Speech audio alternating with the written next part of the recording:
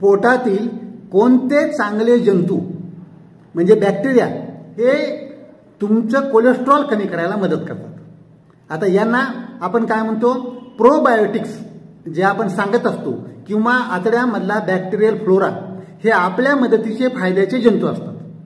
तर हे जंतू याला ऑस्सिलोबॅक्टर असं सुद्धा नाव आहे, किंवा बायफिडोबॅक्टेरियम हे पण नाव आहे, आणि कॉमन जे औषधांच्या स्वरूपामध्ये मिळतात ते लॅक्टोबॅसिलस ऍसिडोफिलस आणि सॅकेरोमायसिस बोलार्डी या नावानं सगळे हे औषधं पण मिळतात। ते पोटात गेल्यानंतर ते प्रमाण वाढतं आणि आपल्याला चांगला फायदा होतो। अन्न पदार्थ जे असतात याचे त्याला प्रोबायोटिक फूड्स असं म्हणतात।